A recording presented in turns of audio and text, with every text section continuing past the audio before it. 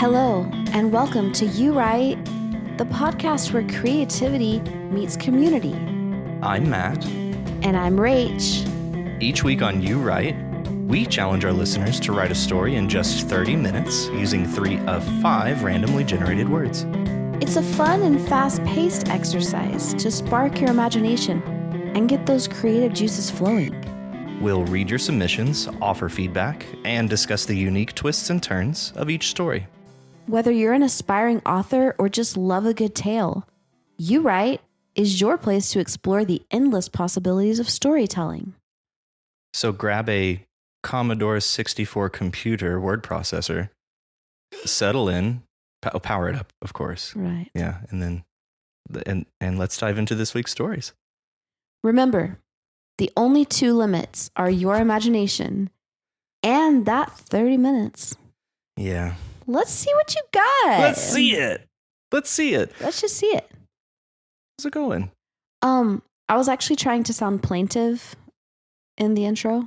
So you're feeling plaintive? No, I just wanted to sound plaintive. Okay.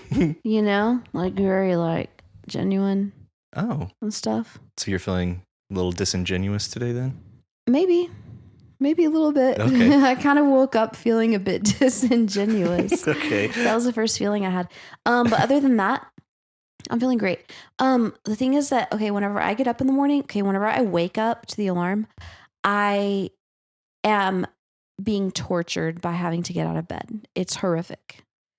But then once I get up, I am bright-eyed and bushy-tailed. Like I'm feeling good.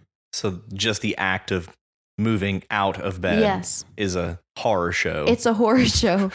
And Okay. then I'm doing great. I have all this energy. And then lunch happens. I'm like, yeah, woo. And then 1 p.m. rolls around and I suddenly want to die of exhaustion. Yeah. And I would like sell my soul for a nap. But then 5 p.m. rolls around and I have all this energy again. Without coffee? Or tea? With or without. Either way. Do you experience a similar phenomenon? I do, and I feel like it's lunch's fault. Is it lunch's fault or is it the circadian rhythm's fault? Because Wouldn't circadian rhythm imply that we would be most awake in like midday? No. I thought that was the whole idea. It's like you gradually warm up and then midday you're at your most productive and then in the evening you slow down. It's a swirl. Not a swirl, but it's like hills. Like Jeremy Bearimy. Sure, yeah. Yeah, exactly. Okay. Because actually I've read, because I've done a lot of research into this because I am a recovering nap addict. How is your recovery going? It's hard at times, but I've been clean for like 2 months now. Wow. Congratulations. Thank you. That's a tough one to get off of. Oh, naps. yeah. Oh, yeah. I wouldn't know, but I hear it's tough. It is. It was very tough. Yeah. I'm very anti-nap. It is. I think they're criminal. That I would have felt like that. But I am a firm believer in the siesta. I feel like there should be one, even just like a 30-minute power nap built into our society. But alas, there is not. Alas. So, no, it's like you get like wakeful and then in the afternoon, the wakefulness dips and you get sleepy again. Isn't that lunch though? I always thought that was just lunch because your body is taking more energy to like digest. Even if you don't eat anything, you're still going to have that slump. Huh. Because, if you think about it, because I don't eat until lunch. Right. Me neither. Yeah. Okay. So if you think about it, actually those calories should provide energy. They should be an energy boost, in my opinion. I'm not eating like something crazy like, mashed potatoes or something for lunch. Just mashed potatoes? No, I'm not doing that shit. Yeah, you're right. That's crazy. No, that's crazy talk. No, like I would love to do that, but I don't do that. You would love to do that? I would. Just sounds starchy and... I love starches. Okay. They're delicious. You could just have squash for lunch. Yeah. Doesn't that have starch in it? I don't Isn't that know. starchy? Maybe, probably. Yeah, it doesn't matter. Yeah. What about you? How are you? I'm good. Oh, yeah? I'm good. Could you elaborate on that a bit? I don't know. I've just been kind of fully invested in work, and recently this podcast has kept me rather busy, which is nice. I like being busy. I like being busy. Do you like this podcast? I do. It's been a very fulfilling thing to be a part of so far. So I very much enjoyed it. I like how you say fulfilling. Fulfilling. Yeah. Very fulfilling. Okay. Yeah, I like being busy. I feel like if I don't have something to like keep me occupied, it turns into this spiral of just feeling bored isn't even quite right. Maybe just useless and pointless. And then all I have is work and obviously my home life, which I adore. I love coming home. Yes. Yeah. I know. Yeah. You are very useful, Matt. Thank you, Rachel. Yeah. You know, you're pretty useful too, you know?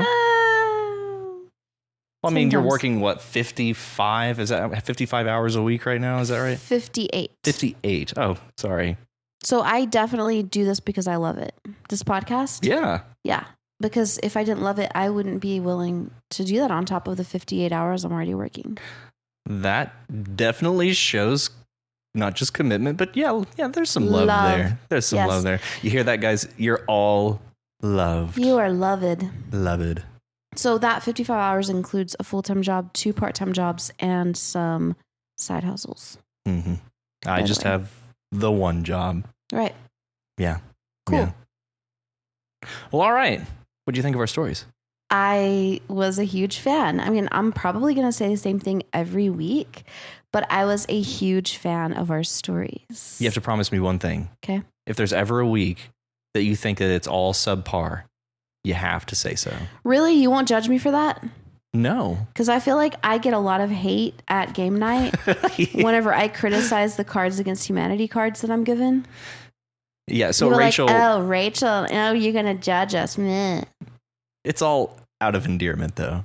Okay. If anything, it's more fulfilling whenever you genuinely do enjoy those cards that we submit. That's true. Yeah. Because if it ain't funny, I ain't going to laugh. Right. And she'll let you know. If this is bad, Rachel will tell you. I'll be like, you're a disgrace. How dare you give me your throwaway cards?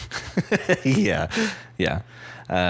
It makes it very satisfying whenever it gets a good reaction, which I don't think I told you, but I was considering like a gloves off corner for this podcast. Oh? Yeah. We have to get permission from whoever submits it to we'll discuss your story, full gloves off. And you mean like criticize it? Oh, yeah. Yeah. That sounds like fun. It does sound like fun. That sounds like so much fun. So, I do that to my students all Not the that time. we're not being honest to you guys about your stories. Just I feel like Rachel has a lot of things she could say, but feels it would be maybe a little uncouth. I mean, I feel like there's a lot of things you could say too. Possibly. Yeah. Yeah. I feel like I'm much better at reserving my judgment, even to myself. You're saying that I'm judgy? Is that what you're saying? Is that what I'm saying? That's kind of what I hear you saying. I don't know. Jury's out. I'll let you know. Oh, I guess I'm just used to when I'm talking to my students, there's always something awesome about what they write if they actually try. Right. And of course, you all are trying. You're here by choice. But if the students just fuck around and don't do anything, I'm like, this is trash. Yeah, they're going to find out. They fucked around. I say, this is trash. You have a 0 right now, but I give them a chance at redemption. Mm-hmm. I'm like, you can go and actually try. And I will probably give you a better grade. Yeah. I don't know. I thought about it and I was like, well. We'd like to hear in the comments if you would like a gloves off round. Yeah. And I have no idea what that would look like. And honestly, for most of the stories, I don't know that it would really change much. We would just probably nitpick. We'd have to dig into it. Yeah. I mean. Oh, missed a semicolon. Right. Or, this could be worded better. Yeah. Or. Yeah. This should probably be a sentence break. Yeah. Oh, passive tense. Yeah. Right. Yeah. I like passive tense, but yeah. Okay. Totally. Yeah. Mm-hmm. Anyways. Yes. Without further ado, we tied our record again this week. Woo! 11 stories. That's a lot of stories. And actually, there were 12 because I wrote a story too, but I just didn't post it. For why? Because I knew that we had a whole lot to cover. That's true. And actually, on that note, we may impose a limit on the number of stories that we will read, or not necessarily read, but discuss on the podcast. Possibly. I don't think we've surpassed our upper limit, but I think we're at or near our upper limit. Right. I noticed last week it was hard to just keep in my head all of the stories that we were discussing. And so it was a bit of a challenge. For now, we are instituting a time policy. So we're not going to go over our time limit of discussing each story so that we can discuss everybody's stories. Yes. Still try to provide quality feedback for as many people as possible. But the last thing that we want to do is rush through discussion to try and get to a bunch of stories, which I don't think we're there yet. But we're not there yet. If we do get there, we will certainly let you guys know. We shall. So, whose story are we reading this week? We are reading A Letter to Ivy Roses by Mathaniel McClain. Mathaniel. All right. Well, this is A Letter to Ivy Roses by Mathaniel McClain. The letter arrived on Tuesday, stained with coffee and smelling of the sea. That was the prompt intro line given to us for our short story this week. But the truth is we had to bury you last Friday, and I can't think about anything else right now but you. Where to begin? You were our first. I remember picking you up for the first time. You walked right up to Chrissy, and Jason handed you to us. You slept on Chrissy's lap on the way home, piggy toy placed right between your legs. We still have it. We thought about burying it with you, but we needed at least one keepsake to keep from you. We could never forget you, though. I'll never understand how cruel the world is to have to choose the day you leave us. It's an awful thing to have to do. For something you love so much, but they always say if you love something, sometimes you have to let it go. I never wanted to let you go, though. I thought we had at least a couple more years with you. I never realized it was actually only a couple months. Time. That's the enemy of everyone in the world. We never get enough time with the ones we love. Not enough time to live, and never enough time to love. Time may have won the battle, but we definitely won the war. Time will never know the velvet touch of your fur, the warmth of your body on a cold day, the love from the kisses you gave. No. Time will go on forever, never knowing the wonder you brought to this world. This disgusting, putrid world with nothing to give, only taking away. When I sit and think about it, I want to grit my teeth and scream at the world, curse the heavens for even giving me a chance to know how much joy you gave us just to take it all away. Yes, for a moment I'm angry at the world, but then I remember. The world is not good enough for you. We are not good enough for you. There wasn't a depth in the world that could compare to your beauty, love, and loyalty you spilled out for us. You were a problem child for sure, and you cost us so much money. But in the end, we're the ones who owed you. Every bad day you made better. Every wiggle of your brindle butt brought me so much joy, it doesn't even compare to any dollar amount we spent on you. I hope we did right by you. I hope we gave you a fulfilling life worthy of a dog's purpose. Now that you're resting in the pasture, I'm overwhelmed with tears of joy that you're no longer suffering. I'm glad for the time we got to spend with you, as short as it was. The song When September Ends by Green Day plays in my head. I can't believe how fitting the song is to this moment. 7 years gone too fast. Wake me up when September ends. I pray you're up in heaven having the time of your life. And when I get up there, I look forward to seeing you again. And seeing that little nub wag, the boxer wiggle we came to know so well. It's going to be so fucking hard to go on without you, but I know somehow we'll manage to get by with the memories you gave us because they are worth a lifetime of happiness. You left us with your 3 crazy brothers, and it'll take all 3 of them to fill the void left by you. Thankfully, you trained them well and left an everlasting mark and piece of you with them. Already I see so much of you in them, and I look forward to making more memories with them thanks to you. I leave you all with this, quotes from my favorite poems. When you awake each day, never wish it away. Life's too short as it is. I know the sun doesn't shine all of the time, yet still every day is a gift. John P. Reed, Life, Family Friend Poems, May 18th, 2019. And for my sweet ivy roses. I carry your heart with me, I carry it in. My heart, I am never without it, anywhere. I go, you go, my dear, and whatever is done, by only me is your doing, my darling. E. E. Cummings. That was beautiful. That's a devastating story. It is. It is devastating. And also, there's a hint of hope. Yeah. Yeah, like I would say any story about grief, it always, I say always, Kubler-Ross says that it must end up with acceptance at some point. And so I suppose that's the hope that we have there. And just, it reminds me of the saying or the question, is it better to have loved and to have lost than to have never loved at all? I would say yes. I would too, and I think that Nathaniel would also say yes, because he's saying he curses the world for giving them this time, you know, together, but at the same time, all those memories and all the joy that he got were worth it, made it worth it. Yeah, and their relationship with their other dogs, clearly this dog also had an impact on them, and you could say that it's passed on to them. Right.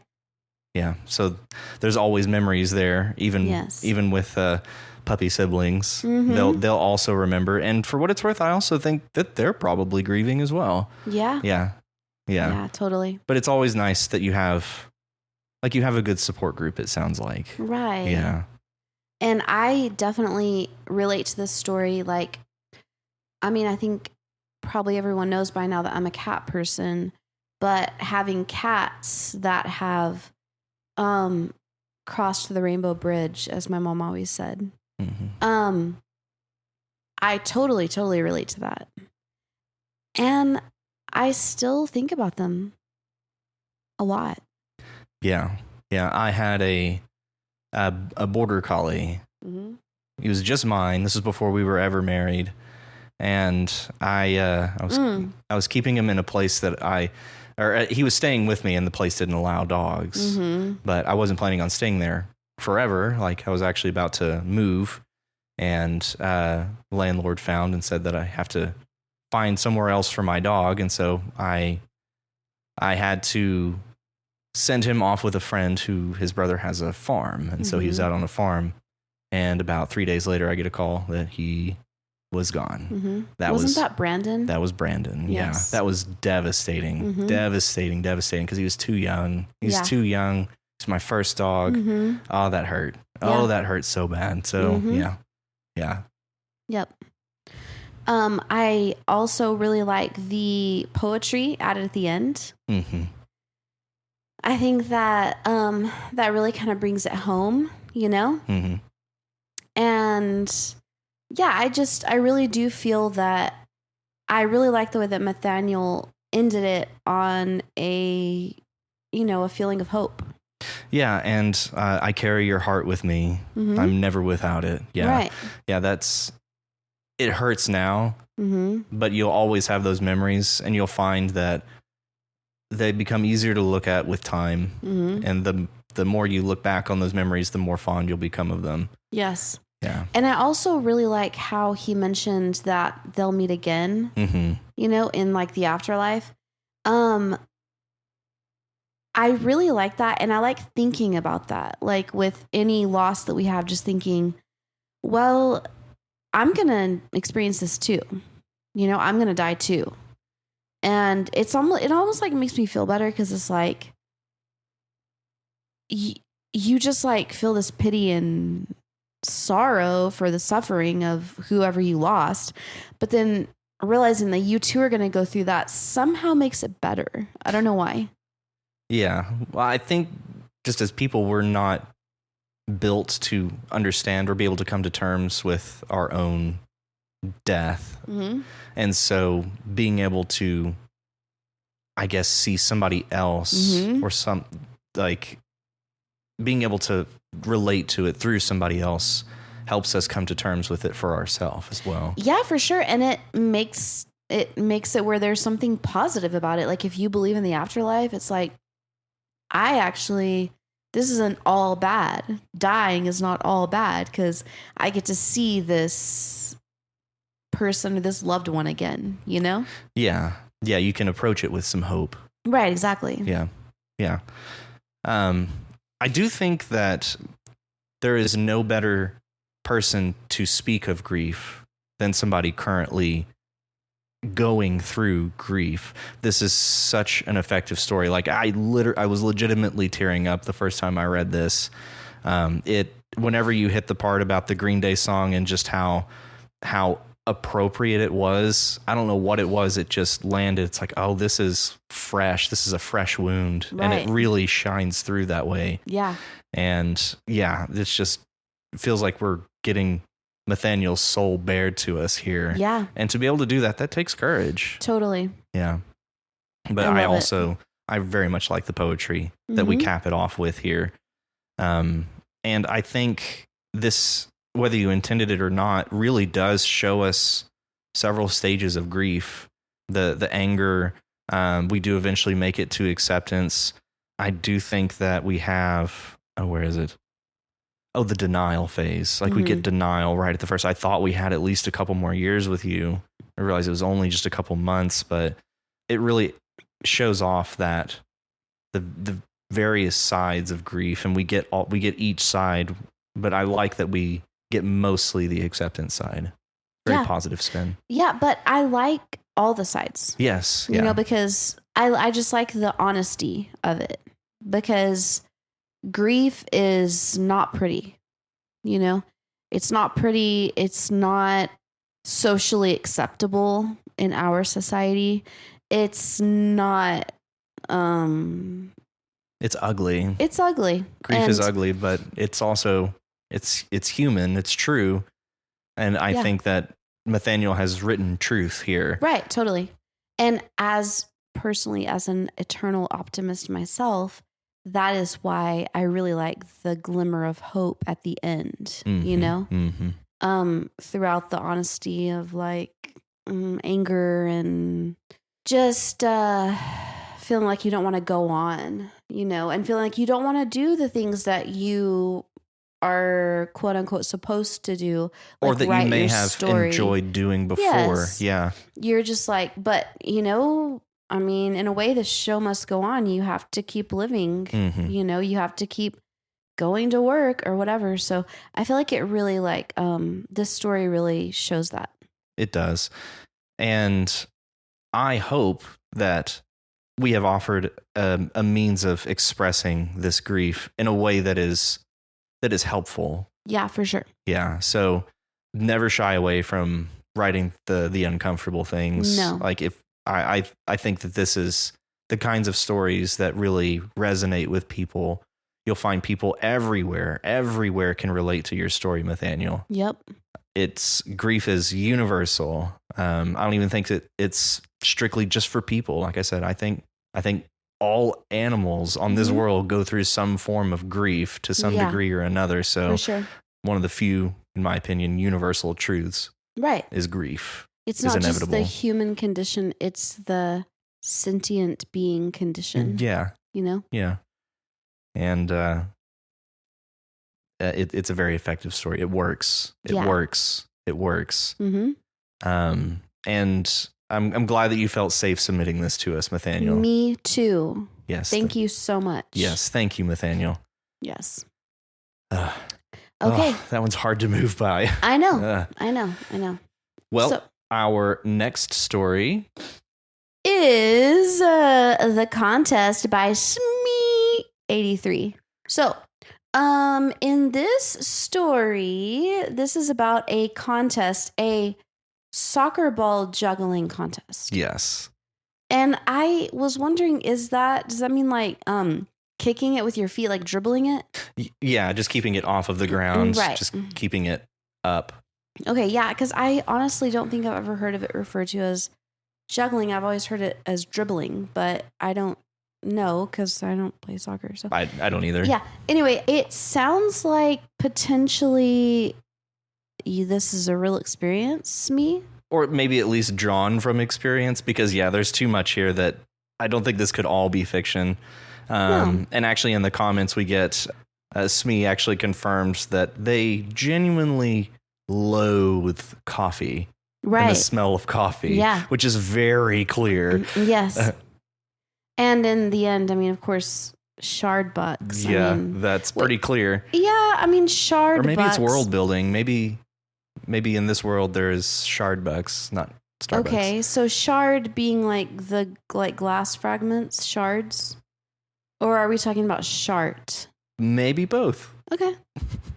Okay, shart is actually my nephew's second favorite word. After shat. Yes. Yes. Yeah, it just sounded like a disappointment. And I think that's very messed up. I hope that no one would actually do that, but they probably do. Be like, congratulations for your exceptional performance. Scan the QR code to redeem your prize. That was horrible. That was very harsh without telling you that you were second place. That's messed up. Bro. That's very messed up. I thought it was a clever use of the prompt, stained with coffee and smelling of the sea, but actually I could only wish it smelled of the sea. Right. That was actually a fantasy. Yeah. It actually was just covered in coffee. Right. Yeah. Because it was from shard bucks. Shard bucks coffee. Yeah. Yeah. Who was it? Somebody in the comments said that they thought that this was like it could be a great intro to like a sitcom. It's congratulations for second place on the juggling contest. Mm-hmm. You've received a year's worth of free coffee at Shardbucks. Fuck my life. Roll intro music and credits. Yeah. Or I can see it as like the intro to like a movie. Yeah. And honestly, I'm not going to lie. I have never admitted this before. I had to look up this word. What word?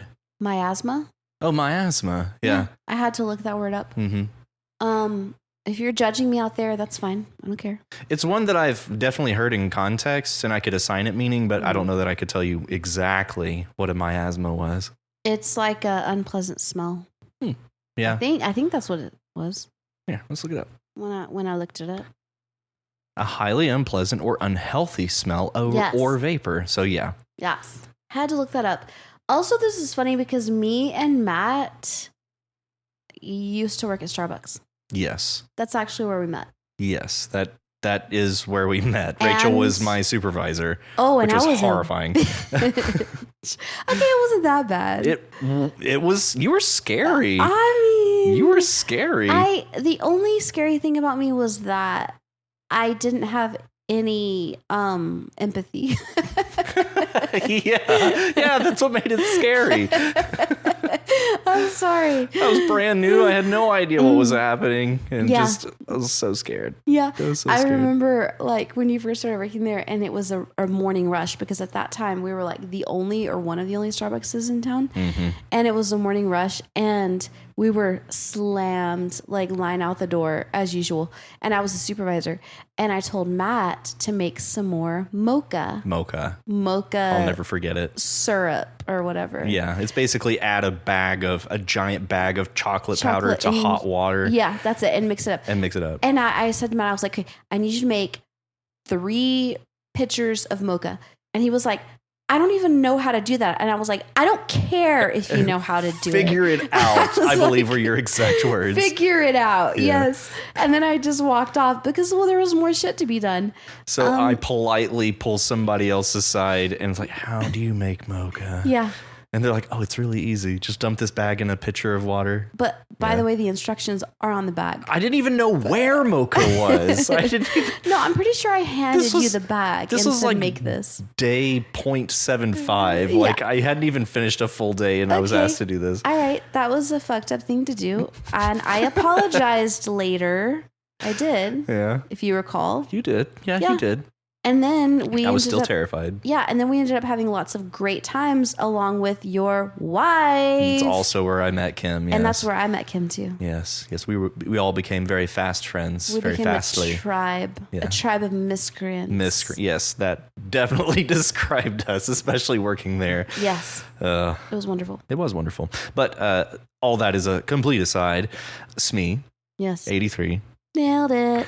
This is a good one. I really like it. Somebody else mentioned it as being punchy. I think that's a great descriptor for it. Mm-hmm. Good job. Good job, Smee, 83. Yes. Thanks job, for submitting your story. And I like the name Smee. Smee. It's funny. Smee. Smee. Well, all right. Our next story is by the one and only Walker by Faith with fan fiction. Yes. I loved this. This Walker by Faith, this is my favorite one that you've written so far. What about it did you love? I thought it was just so clever. It's charming. It's charming, but it's also so clever. Yeah. Like, I don't think I would have ever thought to have the point of view character be a fan. And it seems so much like a person, Mm-hmm. you know, until you realize it's a fan. Like, I don't know. I just thought it was like extremely clever. Yeah, definitely clever. Yeah. And it wasn't until I got all the way through the story and I was like, what the hell is going on here? I still had no idea. I was like, and then I went back and I looked at the title and I was like, oh, yeah, it's a desk fan. Yeah. Yeah. It was definitely clever. Clever is a perfect word for it. Yes. Personifying a desk fan. Right. And the description of my cousin was a big guy. He worked in a shop overseeing the workers and ensuring they remained cool when their work and tempers got them heated. Yeah. That I think might be the most clever line. Right. In the whole story. He's got a cousin. What is he, like a negotiator or like works for HR and an HR person. Yeah. Yeah. It's quite brilliant. And also, it's funny how one of my favorite lines was where he's like, she grabbed me and looked into my face or something. Where was that? And you're like, you were helping them move the signed papers out of the way, but they got pissed off or whatever. Yeah. Yeah. The fan's whole purpose is to just blow stuff around, and it's like the easiest thing to blow around is a little piece of paper, or pages in a book or something. Yeah. Like that's their whole, they get so much joy out of just, I gotta blow this piece of paper off of the desk. Yeah, I mean, that's their job, is to blow air, Yeah. I'm trying to look for these lines that I thought were so hilarious. My spirits were lifted as I envisioned her coming into the office, remembering the forgotten letter, reading it in a sweep of excitement, and then leaving it forgotten on the desk for me to finally conquer. Mm-hmm. Yeah, just so the fan could blow it off the desk. And he was helping her turn the pages of her book, and how sometimes she gave him dirty looks or something.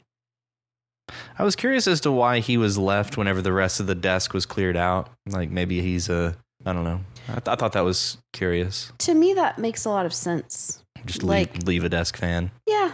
It's like it goes with a desk, kind of. So just leave it there. Yeah, okay.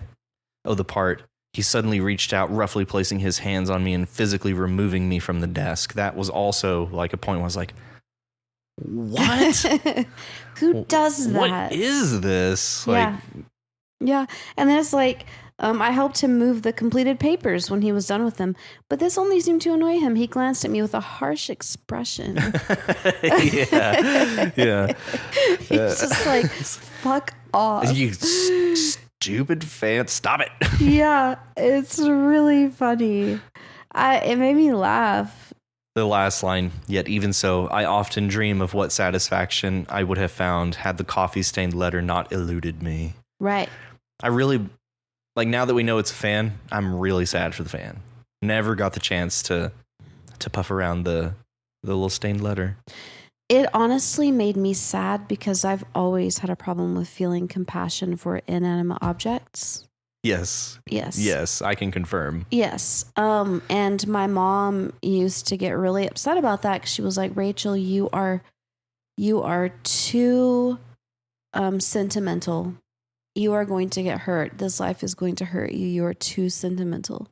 But I would definitely assign personalities and feelings to inanimate objects.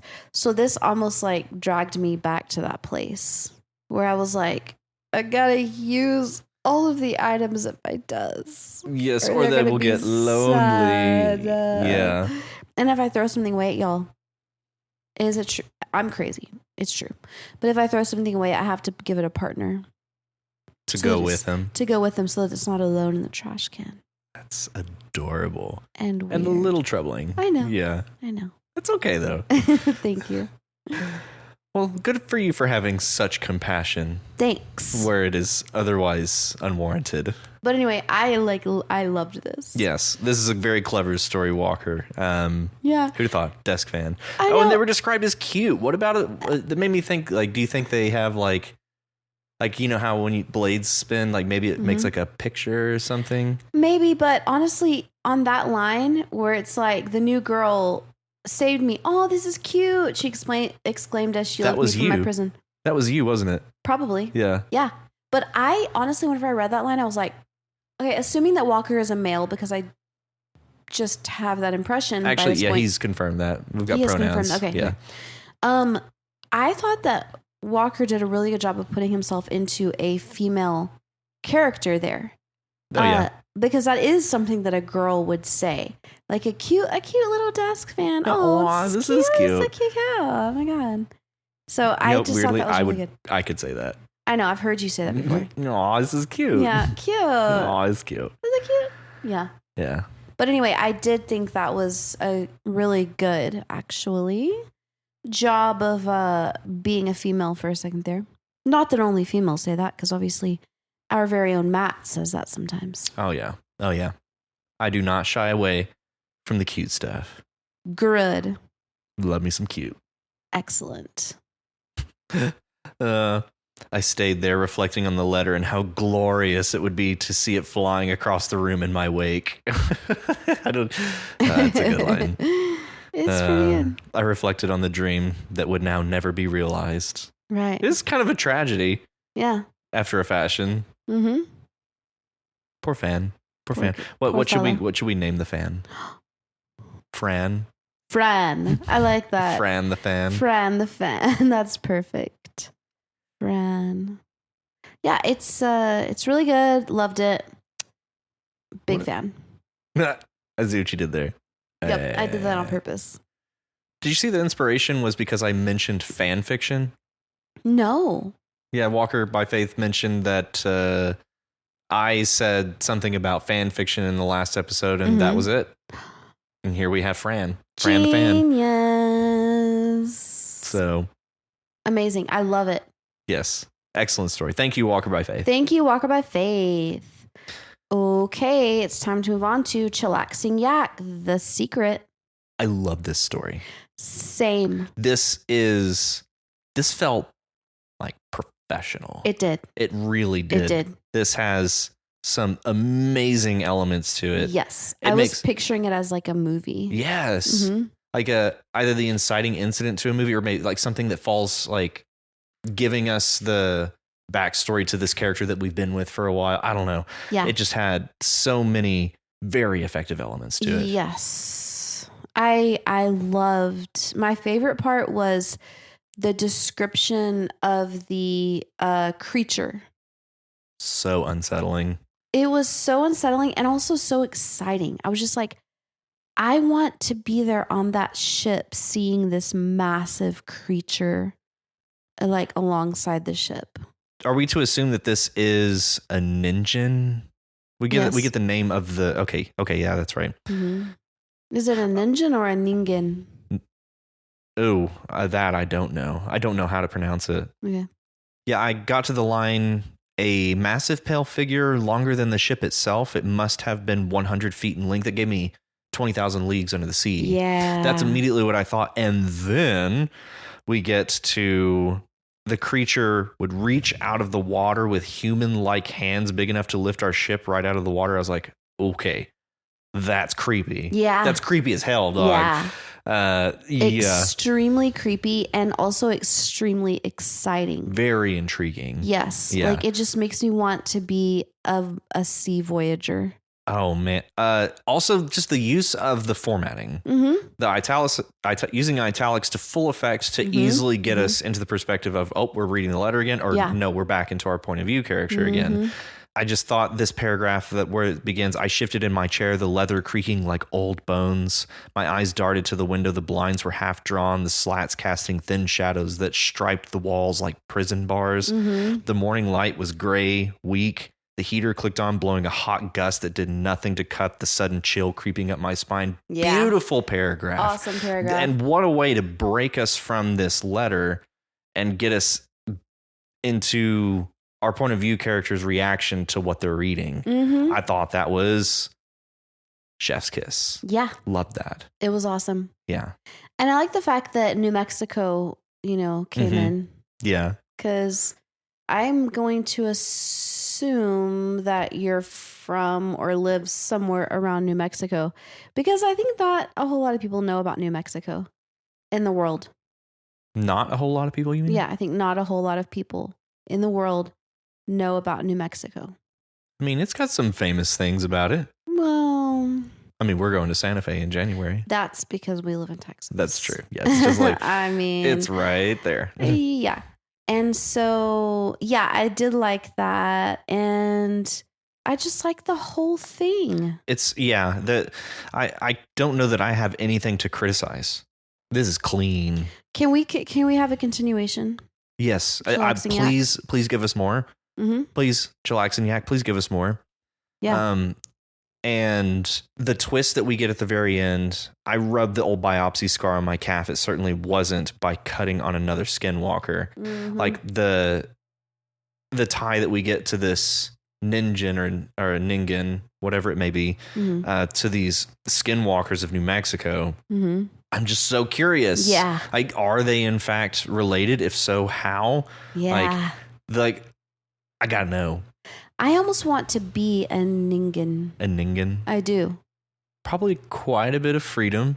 Yeah. Because everything runs away from you. Right. Except this. You could just lurk in the depths, just being a creeper, and then come out and terrify people. I feel like that would be great. That's my fantasy reincarnation. A ningen. Yeah. Ninjin. Yeah, whatever it is. If you know how to pronounce that word, please let us know. Yes.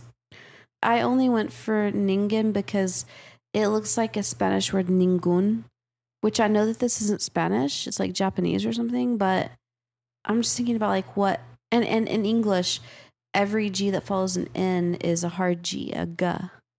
No, that's not true. We've got ginger. I don't know, okay? I don't either. I'd like to know though. I would like to know where this is going. Yeah, me too. Because I feel like it's got a lot of places to go. Also, I would like to know where this may have come from. I feel like there could be stories that lead us into this story. Like this feels like a big reveal. Like there could be a lot of things that you do to set up this letter. Yeah. Getting to wherever it is. Oh, this is exciting. It is exciting. Like there is so much here. I really hope there's a continuation. Thank you, Chillax and Yak, for the secret. It was fantastic. This was an absolute delight to read. It was such a delight. Okay, so we are now moving on to Steve Living Room with Unforgivable. Yes. Okay, this one also seemed a bit like it may be realistic. Yeah, definitely feels like it's being drawn from some experiences, or at least inspired by. And yes, inspired by, if nothing else. Unforgivable. That's what you are. Unforgivable. What's the next line? That's what you are. I don't know. It is. That's what you are again. I don't know. Okay. So the brother. Yes. Real piece of work, sounds like. Right. Wasn't it David? Yes. Yeah, David, the brother to our point of view character. Yeah. But just seems like a very relatable person, or like a person that we may know. Like you may know somebody like this David, just very selfish and just self-serving and incapable of admitting to being wrong to something. Right. Totally selfish. I honestly had a bit of a hard time relating to the story because I don't think I have any family members like this. I also don't have family like this. Yeah. But I know people like this that can behave this way. Luckily, they're not family, though. Right. But just, yeah, Dave seems like just a real piece of work. I wrote over here, what a dick. Yeah. Absolute piece of shit. Right. The fact that he is threatening to rule his mother incompetent for the sole purpose of getting her house when he already has 4 houses. Like, that's basically all you got to know about Dave. Dave is not worth the time of day. I can't imagine having to deal with Dave on a regular basis, honestly. Yeah, that sounds like a lot. Yeah. We do move from this prosaic style at the first half of the story into this more dialogue driven. Is that right? Would you describe the first half as prosaic and the second half as dialogue? I guess dialogue is prosaic.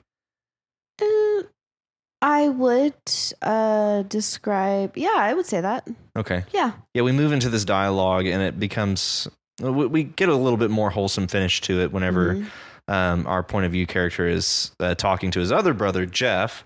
And just based on everybody's reactions to just the thought of having received communication from Dave via this letter, everybody's like, oh, did you open it? No. Okay, good for you. Yeah. Did you open it? No. Oh. What are you going to do? I'm going to wait. Okay. So we just get a lot of characterization of Dave. Yeah. And I was about to say, I can also not relate to not opening a letter, but never mind, because then I remembered I've done that before because I knew that it was going to contain hate-filled rants. And so I didn't open 3 letters. And then I felt very powerful. Good for you. Thank you. I want to ask, but I won't. Okay. Then I won't tell. Okay. Don't ask, don't tell. Right? Yeah, I see what you did there. Yeah. Yeah. Mm-hmm. But yeah, just basically ends on a positive note. Good for you. Want to take a walk? She asks, smirking in her smirking, loving way. I thought you'd never ask. So it's just a nice, wholesome way to finish it off. Yeah. Especially after discussing somebody as just as abhorrent as Dave. Good word. Guys, I really like words. Yeah. So any chance I get it to any use chance a good word, he uses a word. I love using words. Any word. It's one of my favorite things. Which, yeah. Are there any words that you don't enjoy?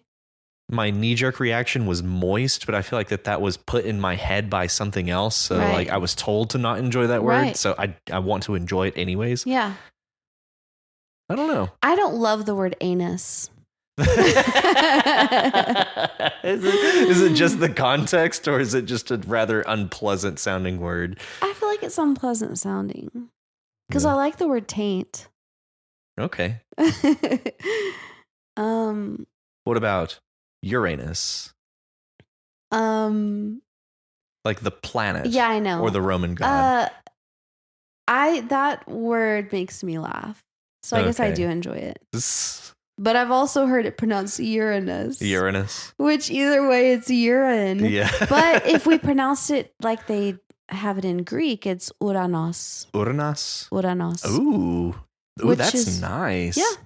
That rolls. Well, that's where it Uranos. came from Greek. So right. It's the sky. Roman? No, Greek.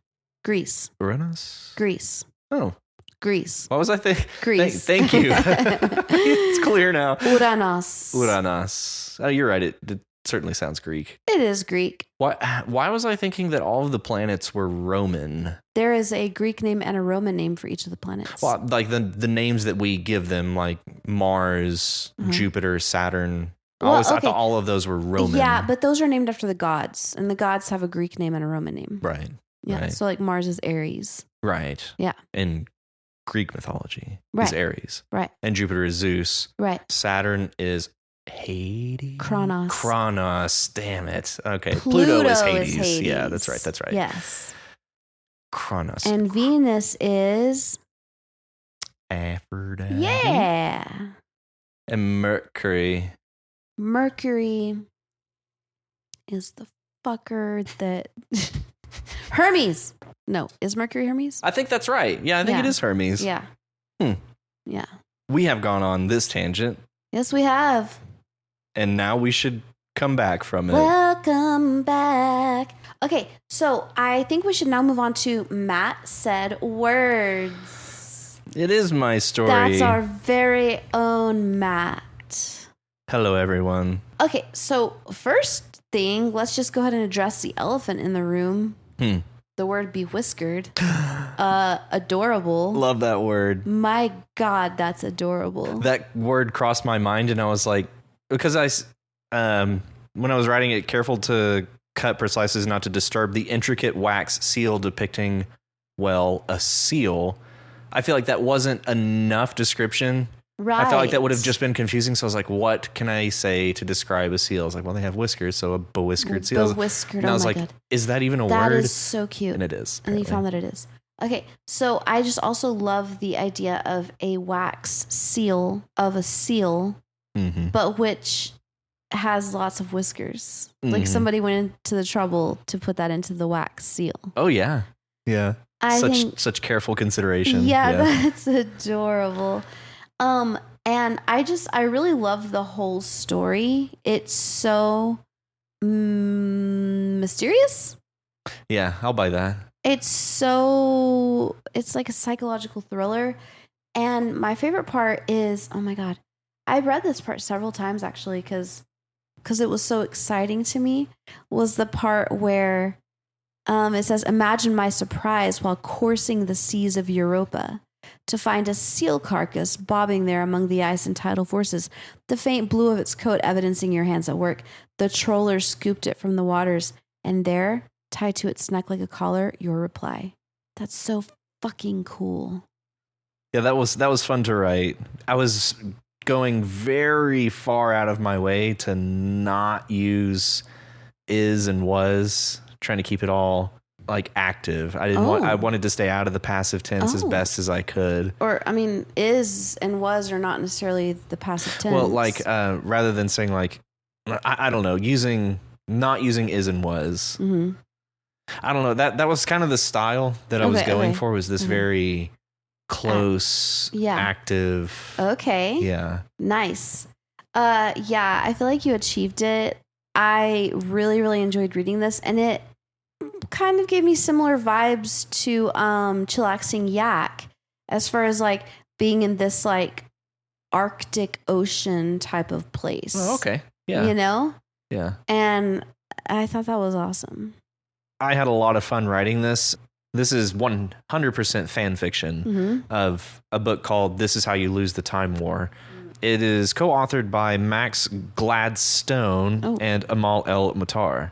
Okay. And they wrote this as each one of them was a character. One of them was red, the other one was blue. And they would just write letters back and forth to each other. And that's how they authored this book. Okay. And it's a wild ride. I don't think that this is spoiling anything. The time travel and all of that is completely ancillary. Like, it doesn't go to any length to try and explain it. You just accept it as this is who these beings are. And the whole substance of the novel is their relationship through these letters. Ooh. It is an absolute delight. I loved that. I was not prepared for what that book was. And once I finally got into the meat and potatoes of it, oh, it's so good. This is awesome. I love that. So I will take any opportunity to spread the word of this is how you lose the time war. I think that I have your copy of that. Do I not? I bought you a copy of that. Oh, I have my own copy from you. Yes. And I've only started to read it like a dumbass, but I'm going to continue it. It's a wild ride, and it's definitely weird. Yeah. It's very weird. The scenes range from like ultra crazy sci-fi, like they'll drop you into a setting. They range from these really bizarre, almost like you're unable to even process, like, what does that mean? Right. But it doesn't really matter. Yeah. What matters is these letters back and forth between them. Like, oh, it's so good. Yeah. Yeah. Once you read it, you'll realize like, oh, Matt stole some things from the book, and I absolutely did. And that's okay. It's just that I really like that style. Yeah. And the letter prompt really lends itself to that. Not to mention the rivalry prompt from last week. Yeah. So I've been inspired to try and write this for a couple weeks. This also reminded me of Elementary. Have you seen Elementary? It's like the Sherlock Holmes show with Lucy Liu. I haven't seen all. I've seen some of it. Yeah. Okay. It really reminded me of the rivalry between the Sherlock Holmes in that show, which I forgot his real name, but him and his like love of his life, and she is Moriarty. Oh yeah, of course, yeah. Yeah, and it really, really reminded me of that. It also reeked of professionalism. Did it? It did. If you say so. I do. But yeah, no, it's always fun coming back to this one. I still think that the first one that I wrote is still my favorite. I linked to it in the comment, but I was very pleased whenever I wrote that because I had literally just finished the book. Yeah. And so I had these character voices in my head. It just felt like it just rolled off onto the page. Like I didn't have to think at all to do that. This one was tough. It was lovely. The result is lovely. Well, thank you. Yes, I Thank loved you. it. Okay, now we're going to move on to Nick to you. Nick to you. Yes. So tell me your feelings about this. But first, I want to tell you my one feeling about this. Okay, go ahead. I have always longed to be a member of a sect. Any particular sect? Well, I kind of have always wanted to be a Tibetan monk. But I was told by someone that I can't be that because I'm not a boy. Oh, that's unfortunate. Well, because by, name, monks are males. It's kind of like how a father has to be a male. Oh, okay. You know what I'm saying?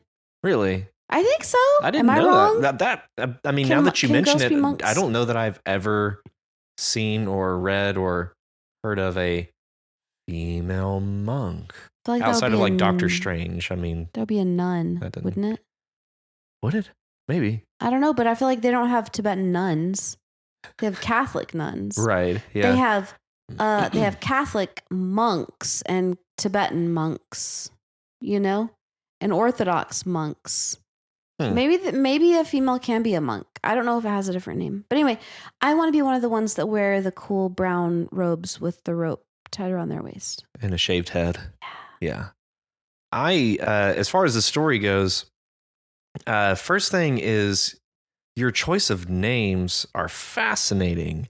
And I feel like so good. I feel like there is potentially some significance to these names that I can't apply to it, but Arquin and Doriel makes me think like Doriel made me think like Soleil, like from like sun in French, Soleil, and that's what it made me think of. So I wanted to try and assign some meaning to the names, but I mean, it doesn't Somehow really matter. it made me think of like angel names in the Bible, like Gabriel, Azrael, names like that. But I don't know if that's what you're going for, but that's what it seemed like to me. And that actually would track because they're described as being not human. Yeah, interfacing with mortals, which implies a form of immortality. Right. As a differentiator between them.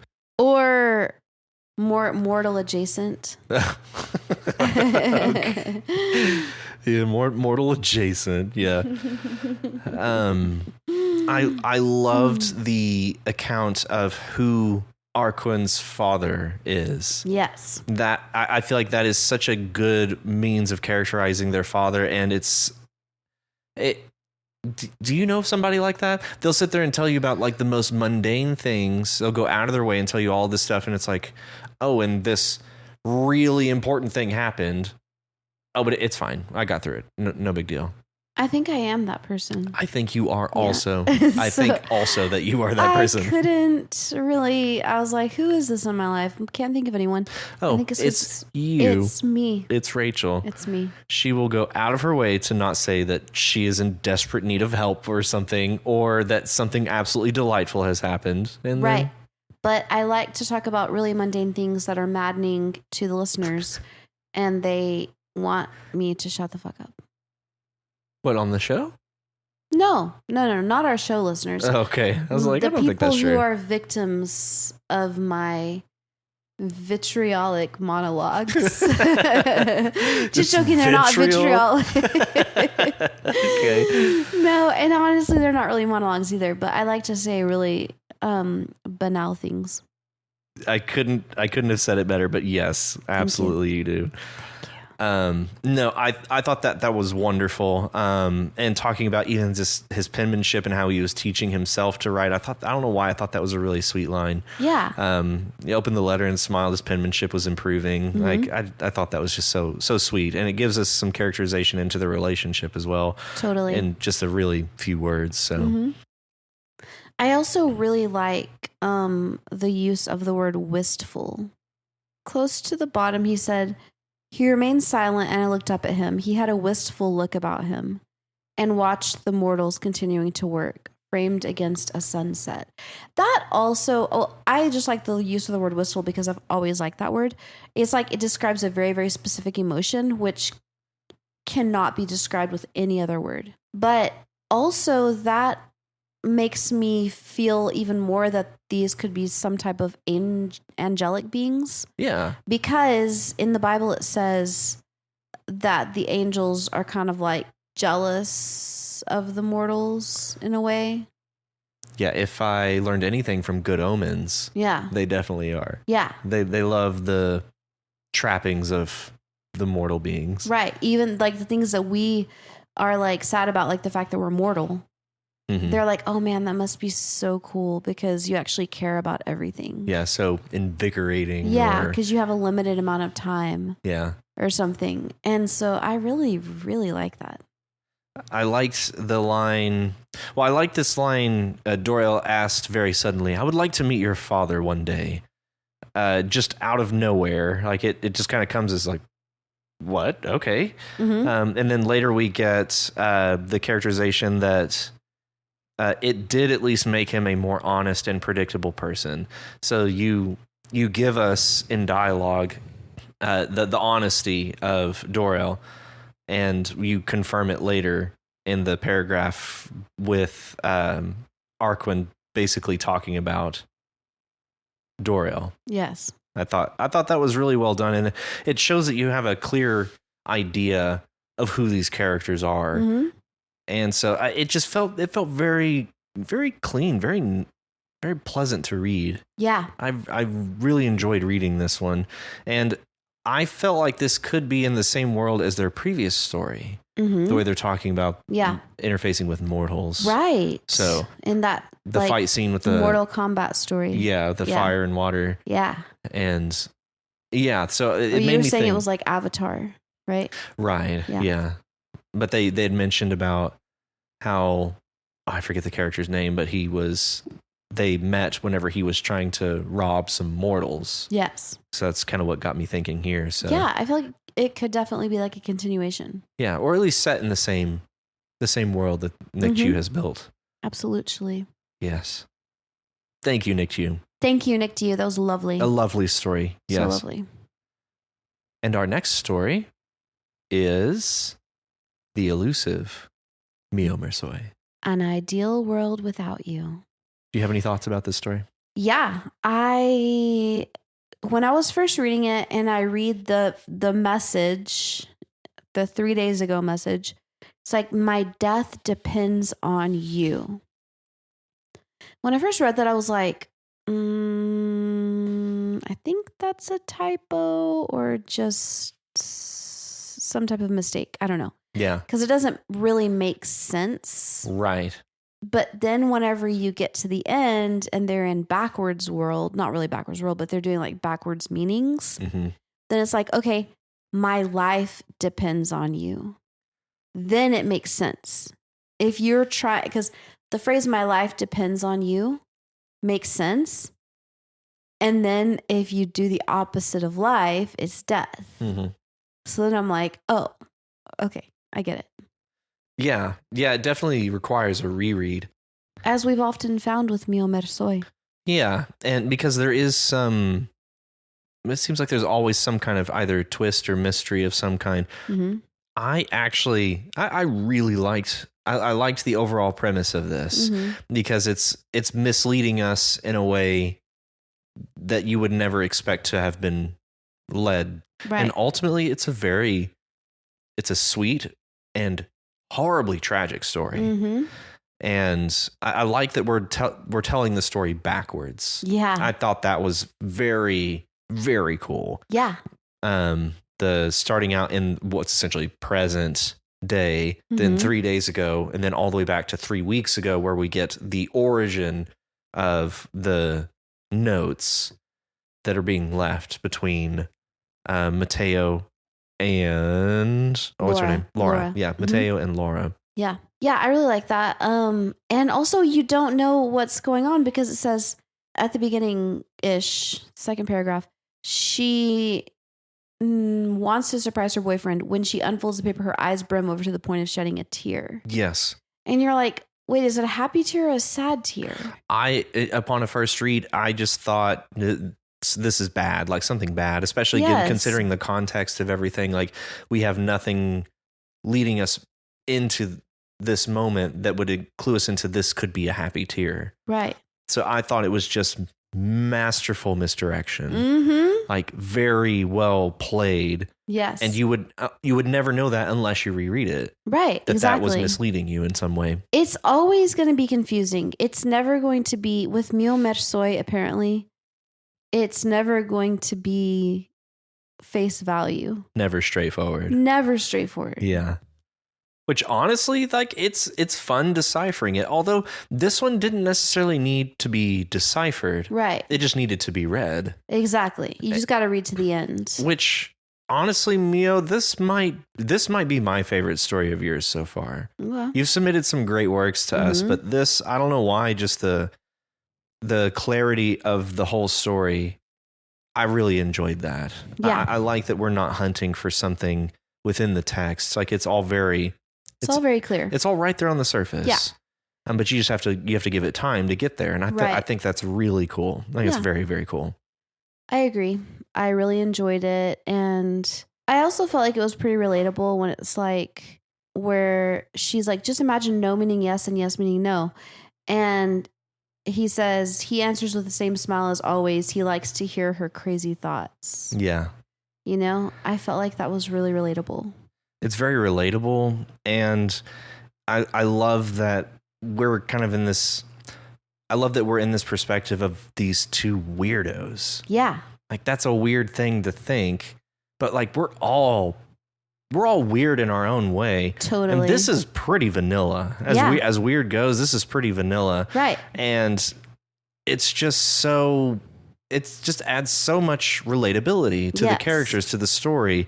And just the way that you and one other person can be inside on something and you create this whole world just for you two. Yeah. Just it's a magical place to be. Yeah. Kim and I are definitely in this place. Like we have so much inside nonsense. It's not even like they do. But it's just it's delightful that you can pull us into that type of relationship and not have us feel left out or lost. Yeah. And get that message across. I thought this was beautiful. It really was. Tragic. I know, and tragic. And then when he's like crying at the beginning, you know. Yeah. Yeah, especially on a reread, you're like, poor fella. Yeah. Poor Mateo. Yeah. But the notes, I have never met anyone as disgusting as you. Right. I hope you never propose that we live together under the same roof because I would kill you with my own hands. Yeah. Like that's depraved. That's it's messed depraved, up. but then when you make it opposite. Yeah, it's very romantic. Right, exactly. Yeah. Exactly. Very romantic. Yeah. Yes. Yeah, the opposite world theme is very fun. It is. Very, very fun. And it wasn't until after we get, or right before the 3 weeks ago, that I started to think, I think this is in fact a like tragic twist that we're leading into whenever he's taken into custody. That's when I was like, he probably is telling the truth. It's like, yeah, I wrote that, but it's not, doesn't mean I killed her. Yeah. Yeah. Yeah. Exactly. Yeah. I think it was masterfully done. Agreed. Thank you. Thank you, Mio Mersway. Thank you. Okay. Who's our next story? Richie Posner. The letter. What were your thoughts? My thoughts were, I guess I honestly did wonder, why had the dad not written until now? Was it because she was moving around so much? She was still moving around a lot whenever he wrote her. He even was like, I don't know if this is going to get to you or not, but Yeah. Like, I wonder why, because that was never explained. I kind of expected that to be explained. Maybe he was angry with her because that's why her mom left or something. Like, he felt that it was her fault that her mom left. Well, I think because he said, I think what drove your mother away was that she couldn't understand why you did what you did. But he goes on to say, but I do. Yeah. I told her you needed freedom. And so maybe that's why he's giving her space. Could be. Oh, yeah. And then now he's like, now I think it's time. Oh, I guess it's about time I tried to figure that out. Closure. Yeah. So I guess that's why he finally did that. But also, it really struck me as a very dad thing to do. Because my dad is definitely like that. He's like, do you, boo? Although he would never say those actual words. Right. But just kind of like, yeah, you need your independence, you need your freedom, I get it, go. Yeah, very laissez-faire. Right. Yeah. It's like when I was at Yellowstone one time and there was a sign warning people not to go into the, not to go off the bridge in the sulfur area. Have you been to Yellowstone? I haven't, but that sounds like a really important sign to have. It is. It's very important because, well, if you go in there, you could get burned alive and just disintegrate, which some people have. Right. Yeah. But then they have all these signs all over the park that are warning you not to do things like touch the bison, etc. And it'll show a picture of like a child getting gored or something, like a stick figure. Yeah. Yeah. And at the bridge of the Sulphur Lakes, there is a sign with a picture of a child who is like halfway already disintegrated and into the sulfur water. The mom is standing there like with her hands over her mouth, like clearly panicking. And the father is seen walking away. And I'm like, this is so accurate. It's a stick figure drawing of this? Yes. Okay. Yes. Okay. Yes. And the father's just like, well, this is done. That child made their choice, and they're gonna learn today, or they're gonna die. That one's in the wind. We lost that one. Yep. Yeah, and I just remember seeing that and thinking and laughing and being like, "This is hilarious." At least my upbringing was very much like my mom was the panicker and like the very like emotional one, and my dad was like, "Well, you know what? You fucked up. Face the consequences." Yep. Gonna learn today. Right. Yep. And you gonna learn, son. Yeah. And you did. And now you don't have legs. Because you fell in the sulfur lakes. Exactly. Yeah. Yeah. Okay. I really did like this story. I kept picturing you as the wandering person. This almost describes Rachel to a T. Even the fact that her cat was named Rasputin. Oh, that was so cute. That's a great name for a cat. Oh, yes, it's wonderful. So good. But I did identify with this character, and I also really, like I said, identify with the dad, but also in the fact that my dad, I think I got my wanderlust from him. And so he was always like, hey, you know what? If I were you, I would move to the Middle East too. There's such great description that we get at the first about Aurora, and she craved adventure. She craved more than life could give her. She had to run away and never turn back. Mm-hmm. Just all the places that she moves through: Oregon, Denver, Reno, a cat named Rasputin, a goofy little Ford Taurus. Mm-hmm. Like it just all feels very true to life. Yeah. And something about this line, something about the place wasn't giving her the satisfaction she had always felt upon reaching a new destination when the previous haunt had gone stale. Yes. That kind of, that clued me into she is changing. Like this isn't doing it anymore. This isn't doing it for her the way it used to. And I don't think it's any coincidence that Richie is giving us the letter from her dad at this moment. Yeah. So basically like a call back, like, right. Come home. Come home. You're wanted home. Yeah. Like the universe basically reaching out to Aurora through dad. Yeah, I love very that. Very sweet. And it has just it's very nice. And it makes me wonder, is this the point, like you kind of alluded to, is this the point that she's going to like go home? Yeah. You know, because there's a time for all things. There's a time to wander, and then there's a time to go home. Yeah, there's a time to settle in. Right. Yeah. Even if it's not permanent. Yeah, there's a time to be still for a while. Exactly. Yeah. Exactly. One of my absolute favorite parts of this story, I can't even necessarily call it a part. One of my favorite aspects of this story is the style change between the narration at the start and the words in the letter from dad. Yeah.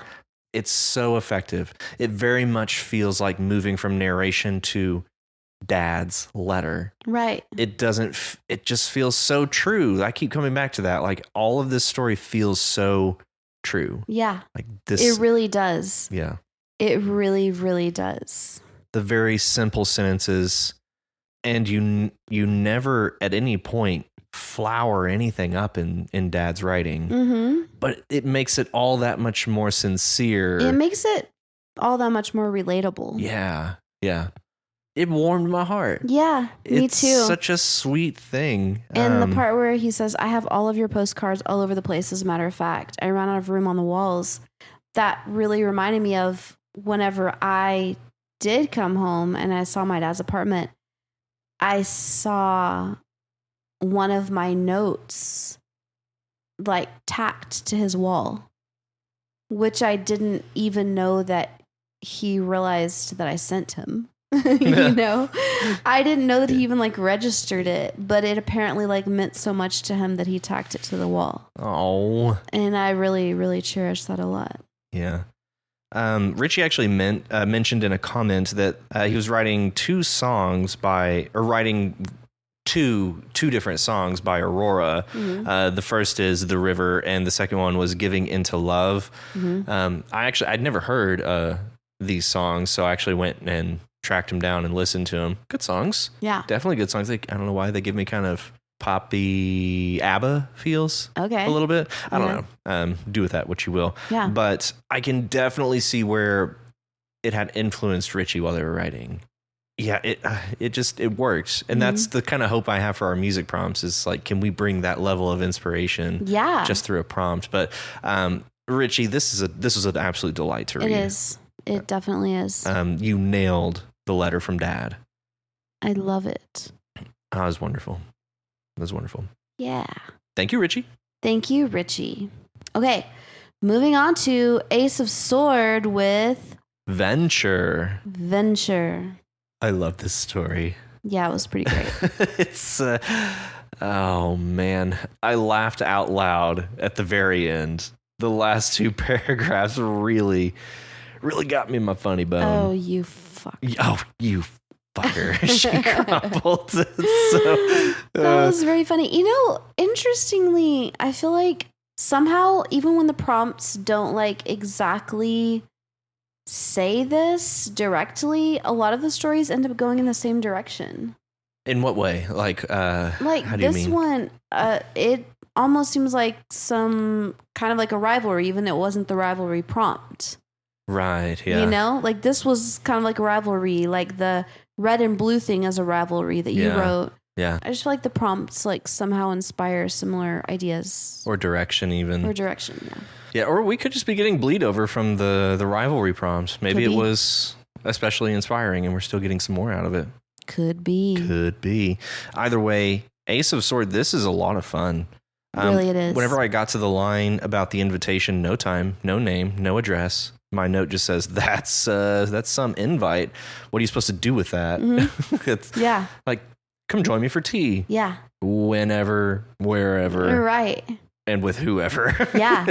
But you just know. Yeah, you just know. So that was a great way to get some wild intrigue in there really early. Also, the line, the coast wasn't far, so she could assume it was meant to be the right sea. Yeah. What is that? I was like, what? The right sea versus the left sea? So like the east sea versus the west sea? because we're facing north? Maybe? Yeah, that one definitely caught me for a second because it was like the right sea. It can't be the correct sea because that doesn't make sense. It has to be the right-handed sea. Right. Yeah. Right. Yeah. Right. You're right. But I think it's meant to just add some eccentricity to our character. Like right. they're rather eccentric people. And the names are great. Yes. Opal and Bram. But then we finally do get to the shop. No credit. You break it, you buy it. Theft will be punished. This is the only thing that we get. Belle announcing her visit, yet no one greeted her. No one at the counter. And then we eventually do meet Bram. Again, great name. Yes. Immediately makes me think of Bram Stoker. Right, of course. Yeah. That's the only other Bram I've heard of. Right. And they're just, it's a kind of frenemy rivalry thing again. Yeah. So. A frivalry. Sure. If you say so. It is. But just their whole interaction, to what do I owe the displeasure? So stiff. If you're going to be rude, you can serve your own cup of tea at least. He chuckled. I need your help with a small problem. They just seemed like fun. Yeah. Like I'd play board games with these people. Totally. But also, even if he had been a more like formidable rival in the past, he knew he was about to die. So he was like, meh, whatever. Yeah. Fuck it. It's just a very pleasant interaction despite how confrontational Opal is being at the whole interaction. And we find out that he's dying. And then we get a little bit more insight into the shop, and we get the line that if the shop were to fall into the wrong hands, it could be dreadful. Right. Well, so I was like, hey, if you have a bunch of like cursed artifacts. Well, we don't know that yet, though. We learned that later. And so whenever we got to that line, I was like, oh God, what's in the shop? Like, what's the shop? And then, we do learn like all these cursed artifacts and things. So then he dies. Yeah. Right there. So, I like how she's like talking. Yeah. Saying these like very profound things. Silence. No response. And then turns back to find he's dead. And her response, oh, Yeah. It's like he timed it. I loved that. I laughed out loud. Well, he timed it, but also it's like a lot of times people, I don't know about a lot of times, but sometimes when people feel like there's still work for them to do, they push through past their expiration date. Yeah, hold on long enough to finish what they started. Yeah. Exactly. But then when that moment comes, then they're like, okay, I can let go now. Yeah, I can relax now. Yeah, exactly. Yeah. And to relax is to die. Exactly. Ace of Sword, this is a lot of fun. A lot of fun. They also mentioned in a comment, basically, like they had this idea about this cursed shop and like handing out these cursed objects to people to be punished for like lessons, like moral lessons, object lessons. Like imagine like the monkey's paw. Yeah. Like that's one of the artifacts in this shop is that. Or the gremlin. Yes. Or what is the one that is the cute one before it becomes a gremlin? A Furby? No, but it looks like a Furby. I don't know. It's called something. Anyway, it's like that. Yeah. It's fun to think about. And a very, very cool setting. And it's a very gentle ride into this crazy place. Right. Like it's very subtly driving us towards this kind of otherworldly setting. Yeah. Yeah. Very fun. Very fun. Lovely. Okay. Our next and final story. Last, but definitely not least, is Signs by Mexican. Mexican. Yes. Welcome back, Mexican. Creme. Creme. Creme. This creme. Creme. Okay. So, well, this one definitely seemed to hit home. I can confirm that this is not nonfiction. Right. I'll leave it to Kim whether she wants to say entirely like what is and what isn't real about this story. But I will say this hits. Yep. Like it hits. this lands. The way you end on such a simple letter, you give us all the right details about the relationship between mom and daughter. Right. And how they're alike. So many similarities. Yep. And also so much animosity towards each other. Yeah. It just seemed very, very real to me and very honest. Very just exposed. It's like an expose. Yeah.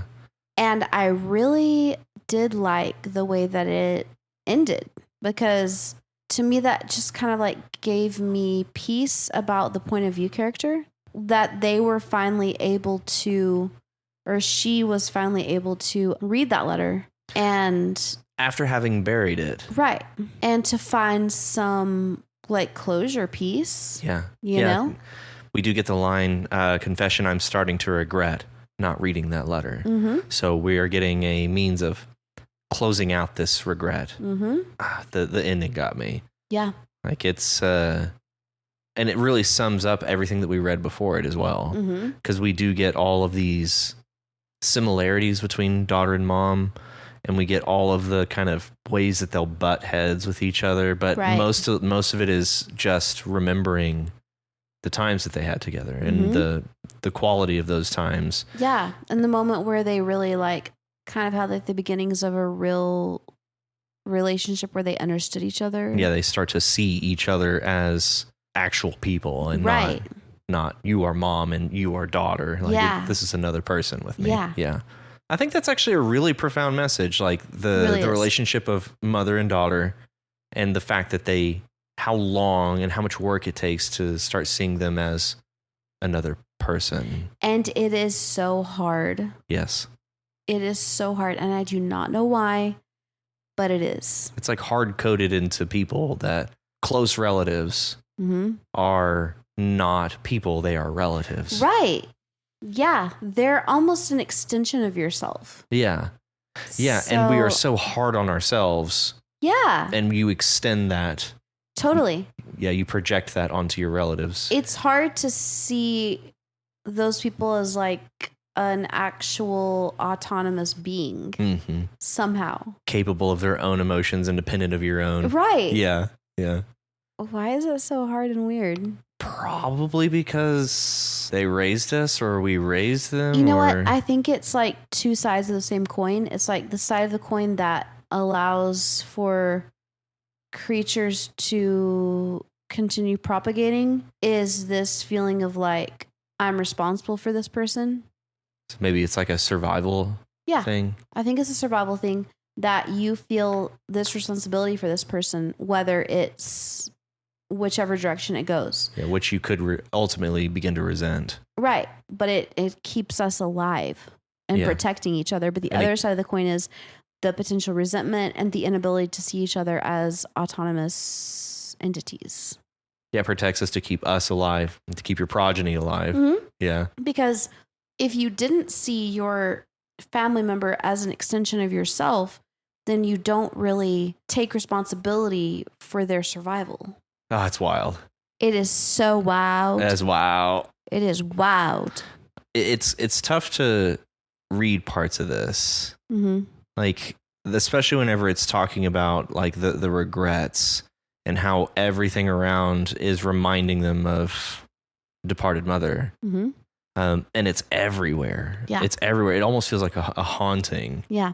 But I really like the part where it's like, I hear her in my laugh sometimes, which is creepy as hell.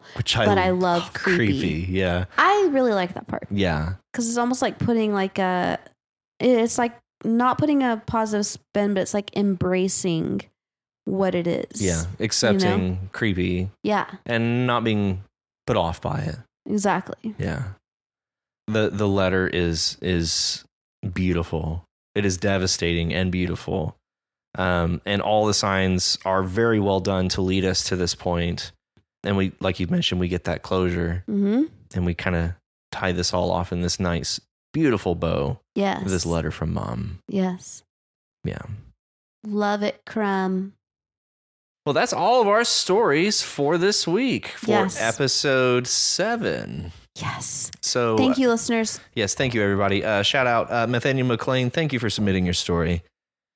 And Smee, 83, Walker by Faith, Chillaxin Yak, Steve Living Room, me. Me. I submitted a story. Nick Hugh, Mio Mersoy. Would love to see some comments from you, Mio Mersoy, even if it's just on your own story. Give us some. Get your shit together. Give us some insight onto your, maybe not even necessarily your process, but just how you feel about it. Say words. Yeah, words. Comment them words. Richie Posier, thank you. Ace of Sword, Mexican. Thank you, guys. Thank you, everybody. Yes, very, very good stories. We had some really great discussion, especially under Mathaniel McClain. Such a positive, reassuring community that we have here. So thank you, everybody, for all of your comments. And that moves us straight on into episode 8. 8. You mean ocho? Ocho. Yes, ESPN Ocho. Amazing. Yeah. Ocho. Okay. Our prompt for episode 8 is a sound effect prompt. Excellent. Which, by the way, all of our Reddit posts are coming out on Wednesdays now. So since the cutoff for stories is on Tuesday, the new post comes out on Wednesday. So this may not be a surprise to anybody, but our sound effect is a wind chime. Or actually, it's 2 wind chimes. It's so good. It's real. It is. That is actually my wind chimes. And our wind chimes. Lovely. The way that Matt captured it is just wow. And also know that I'm not affecting the wind chimes. That's actually just the wind blowing them around. It's literally how it sounds. Yeah, it was very beautiful that day. So I was like, I'm going to rig up these microphones and I'm going to record them. It's transcendent. It was a lot of fun. I actually really enjoyed doing that. But our words for episode 8 are young, judge, nomination, contrary, and employ. All of that felt thematic. Do you have a definition for young? I do. Okay. Not old. Right. Okay. All right. Judge. No. Judge. It means, well, it can be also from Latin. It can be the noun judge, which is the person who judges, or the animal, the entity who judges. Yeah, an animal can judge things. Oh, okay. I feel like my cats judge me all the time. That tracks. Yeah. Yeah.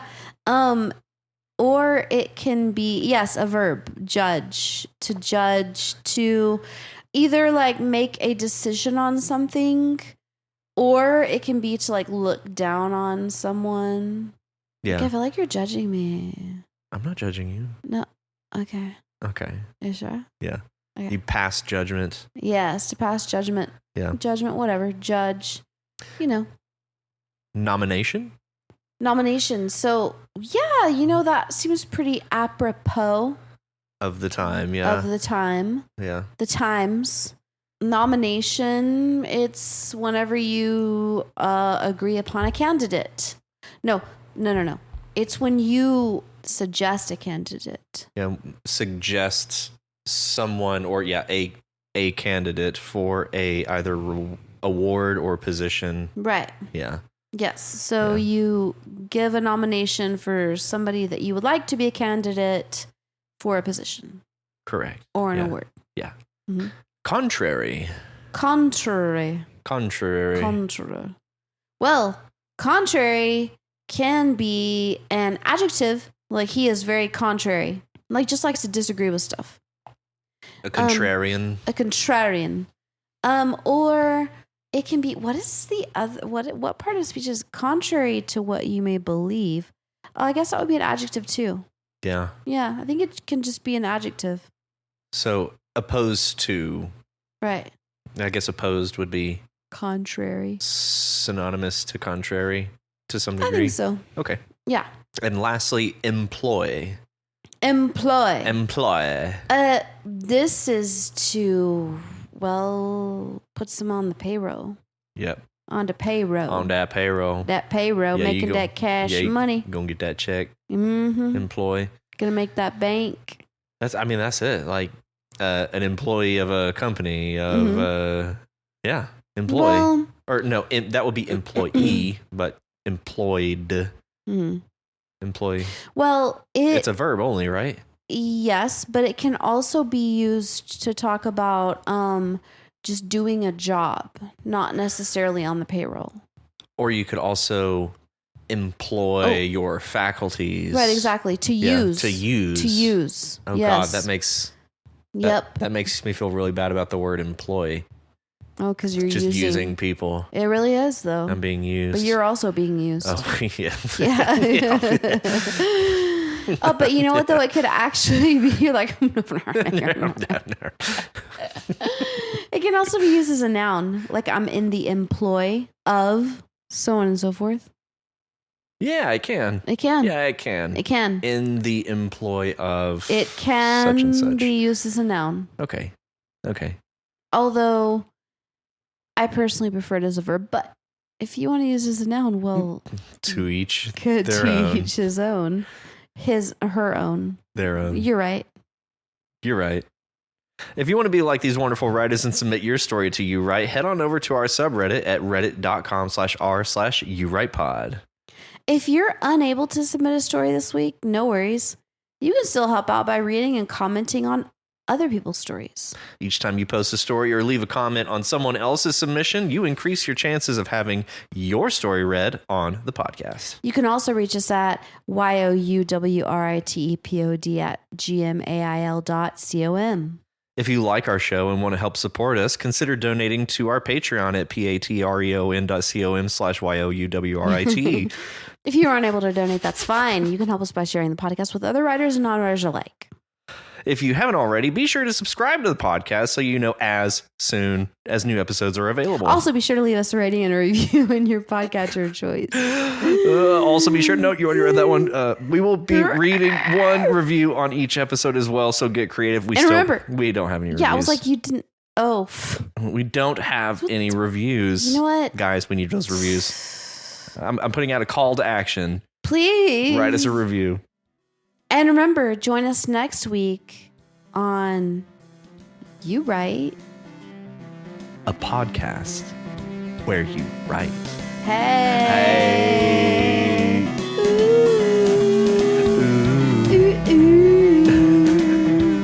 See y'all next week.